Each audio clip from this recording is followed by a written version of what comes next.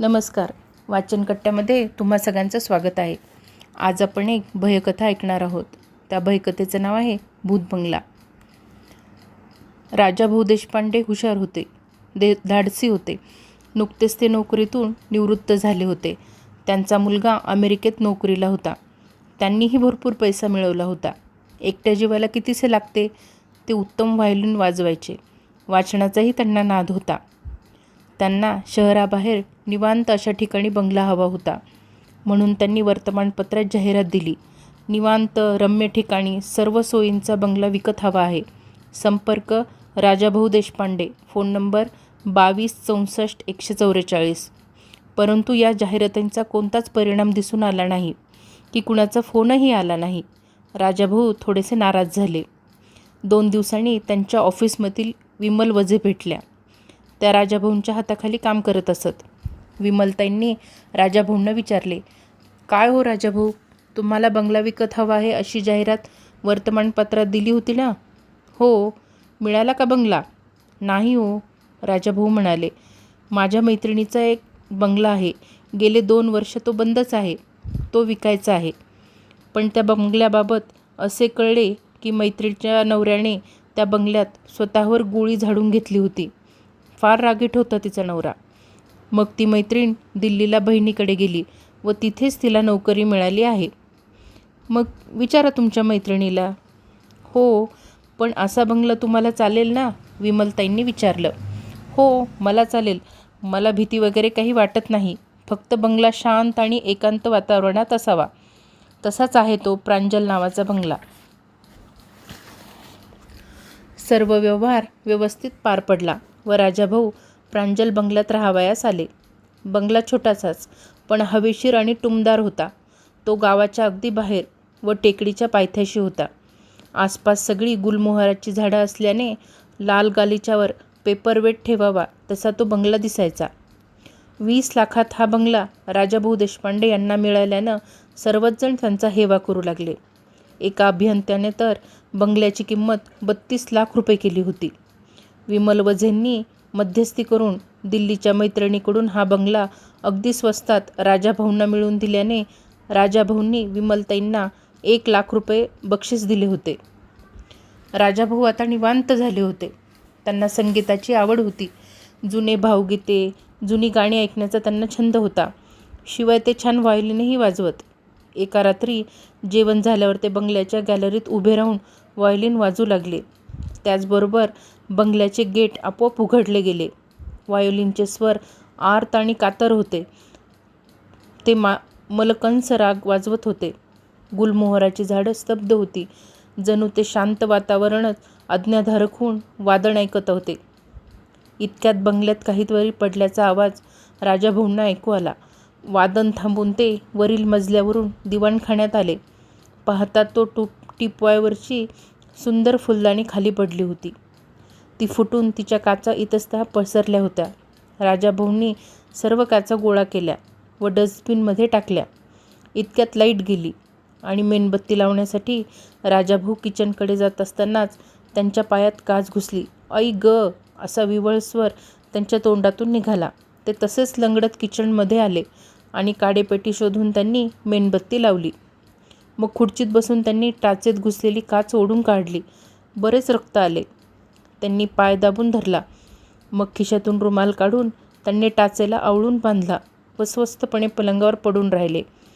मेणबत्तीचा मिणमिणता प्रकाश दिवाणखान्यात पसरला होता. राजाभाऊ त्या बंगल्यात एकटेच. आसपास वस्ती नव्हती. ऐनवेळी कशाची गरज पडली तर किराणा दुकान, डॉक्टर वा रिक्षा स्टॉपही जवळपास नव्हता. दुखरा पाय ठसठसत होता. राजाभाऊ वेदना सहन करीत तसेच पडून होते. महिन्यापूर्वीच त्यांनी या बंगल्याचा ताबा घेतला होता. म्हणजेच त्या बंगल्याचे मालक झाले होते. राजाभाऊ कॉटवर पडून असतानाच त्यांना मॅच मॅच असा आवाज ऐकू आला. म्हणून ते बेडरूममधून आवाजाचा कानोसा घेत दिवाणखान्यात आले. त्यांनी मेणबत्तीच्या उजेडात पाहिले तर एक काळे गलगठ्ठ मांजर राजाभाऊंचे सांडलेले फरशीवरचे रक्त मॅच मॅच करत चाटत होते. राजाभाऊ शुक शुक असा आवाज करताच ते मांजर खिडकीतून बाहेर गेले. राजाभाऊंनी मग खिडकी बंद करण्यासाठी पुढे झाले. खिडकीतून ते बाहेर पाहत असतानाच बंगल्याचे लोखंडी ग्रिलचे दार आपोआप बंद होताना दिसले. जखमेच्या ठसठशीमुळे राजाभाऊंना रात्रभर झोप आली नाही. पहाटे त्यांना झोप लागली होती. तेवढ्यात त्यांच्या कानावर कुणाचे तरी ओरडणे आले. "साहेब, ओ साहेब!" कोणीतरी हाका मारत होते. राजाभाऊंनी खिडकीतून बाहेर पाहिले. एक वयस्कर कमरेत वाकलेला वृद्ध हाका मारत होता. राजाभाऊ बंगल्यातून बाहेर आले. त्यांनी विचारले, "काय हो, का हाका मारता?" "साहेब, रात्रभर लाईट चालू आहे. आता सकाळचे 8 वाजलेत. हा बंगला 2 वर्ष झाले बंद होता. म्हटलं कोण राहायला आले ते तरी पाहूया." "नाव काय तुमचं?" "नामदेव." "पण सगळे नामूच म्हणतात. पूर्वी या बंगल्यात सारंग साहेब राहत होते. त्यांच्याकडं मी या बंगल्यात नोकरीला होतो." नामू म्हणाला, "या, आत या." "अहो, मला अहो जाऊ नका म्हणू. नामू किंवा नामा असे म्हणा." नामदेव म्हटलं तरी उगाच कुणीतरी अंगावर आल्यासारखं वाटतं. "पण तुम्ही माझ्यापेक्षा वयस्क आहात." "मग नामूच म्हणा, तेच मला गोड वाटतं." दोघे बोलत बोलत बंगल्यात आले. राजाभाऊ खुर्चीवर बसले. नामदेव 2 पायाच्या चवड्यावर बसला. धोतर, सदरा असा त्याचा वेश होता. नामदेव दिसायला अगदीच गबाळा होता. "म्हणजे या बंगल्याची तुला सर्व माहिती असणार?" राजाभाऊंनी त्याला प्रश्न केला. "होय तर. सारंग साहेबांनी अतिशय आवडीने हा बंगला बांधला होता." सारंग साहेब खूप उदार स्वभावाचे होते, पण तेवढेच तापटही होते. त्यांना टापटीप आवडायची. त्यांच्या पत्नीचे नाव निर्मला.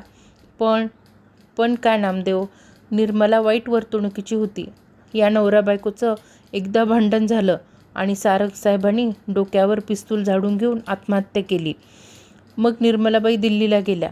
माझी नोकरीही गेली. मग." "घाबरू नको नामू, तू आजपासून माझ्याकडे नोकरीस राहा," राजाभाऊ म्हणाले. राजाभाऊंना आता सोबत मिळाली होती. नामदेवला रिक्षा आणायला सांगून राजाभाऊ दवाखान्यात गेले. डॉक्टरांनी त्यांच्या पायाला ड्रेसिंग करून काही गोळ्या लिहून दिल्या. मग दोघे परत बंगल्यावर आले.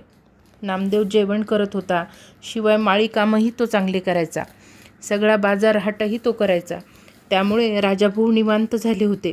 ते दिवसभर वाचन करत. त्यांना रहस्यकथा खूप आवडायच्या.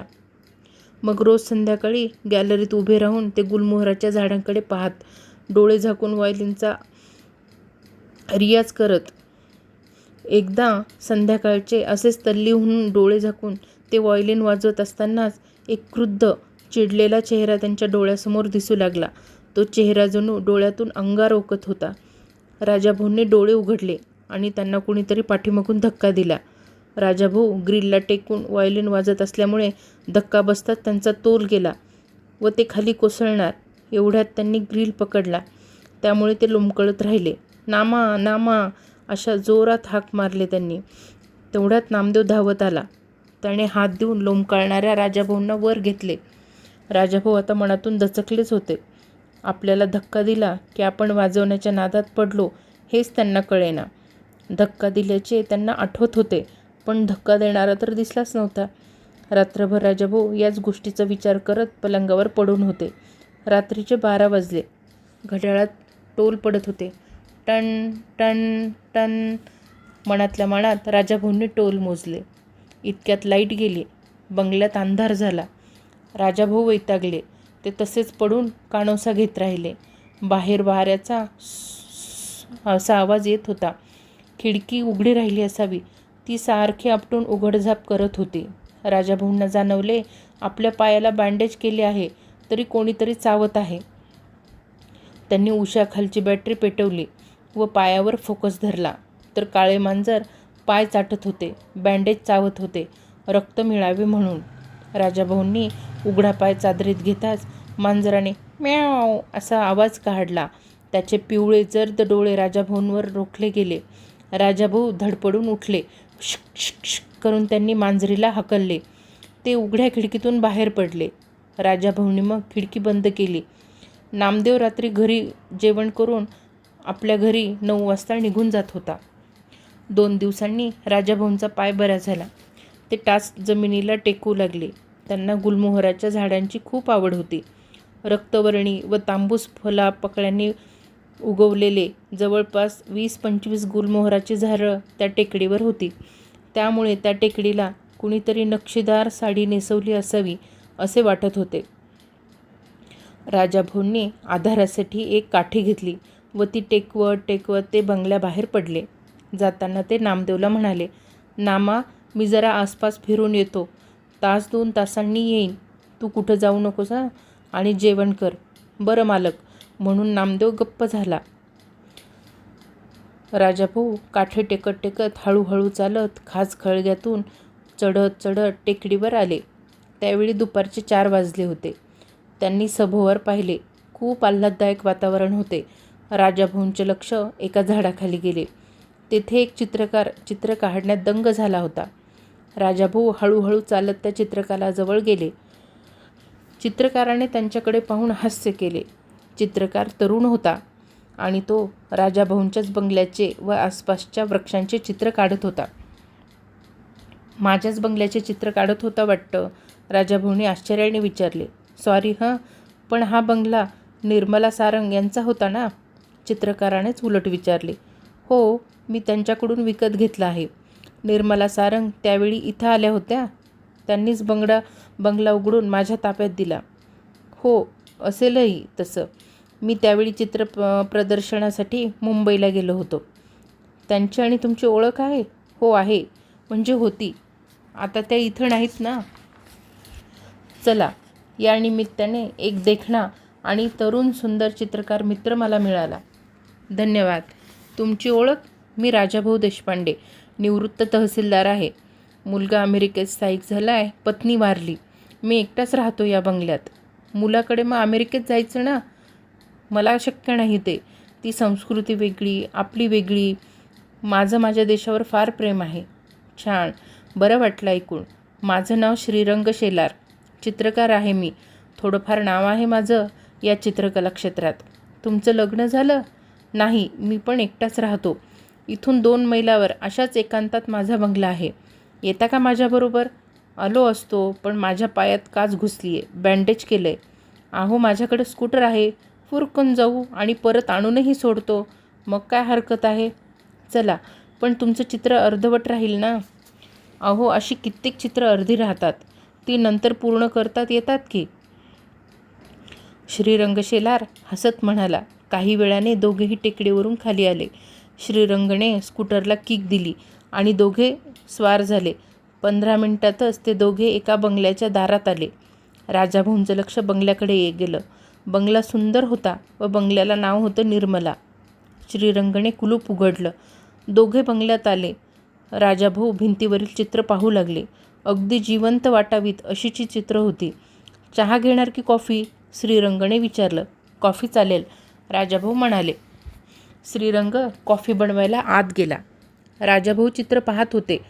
एक तरुणी डोक्यावर गवताचा भारा घेऊन चालली आहे आणि तिच्या मागं एक शेळी चालली आहे. हे चित्र अप्रतिम होते.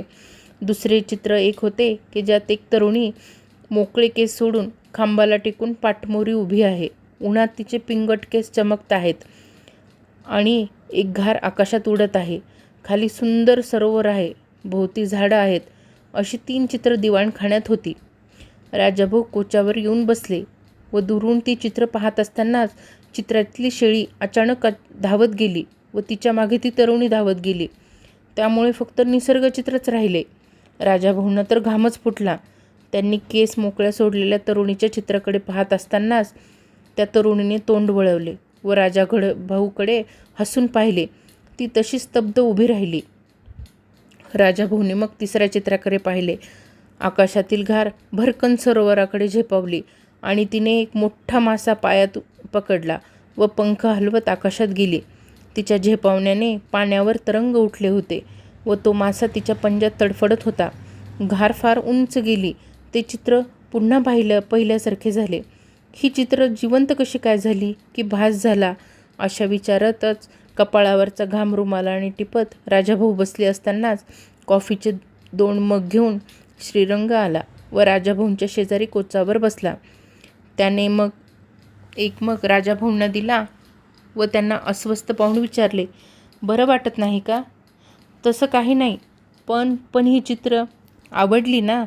चित्र छान आहे तो, पण या निसर्ग चित्रात गवताचा भारा घेऊन जाणारी एक तरुणी व तिच्या मागून येणारी एक शेळी होती. ती त्या चित्रातून गायबच झाली. छे हो, हे निसर्गचित्रच आहे. शेळी आणि तरुणी मी तर चितारलीच नव्हती. मग या चित्रातील तरुणी पाठमोरी होती. आता तिनं चेहरा पुढं केला. मला पाहून हसली होती. तुम्हाला काहीतरी भास झाला असेल, श्रीरंग म्हणाला. ही या चित्रातील घारही त्या सरोवरातून मासा उचलून वर गेली. कमाल करताय राजाभाऊ तुम्ही. रहस्यकथा लिहिता की वाचता? अहो मी खरं बोलतोय. असंच घडलं माझ्या डोळ्यादेखत. चित्र मी काढलीत आणि त्याचा तपशील सांगता तुम्ही. सगळं अजबच म्हणावं लागेल. मग राजाभाऊंनी कॉफी संपवून तो मग टीपॉयवर ठेवला. श्रीरंगने त्यांना वरच्या मजल्यावर नेले. श्रीरंगने एका स्त्रीचे छान चित्र काढले होते. ते स्टँडवर तसेच होते. यांना तर मी ओळखतो. ही निर्मला सारंग ना? हो. आणि हे चित्र पहा, म्हणत श्रीरंगने एका फ्रेमकडे अंगुली निर्देश केला.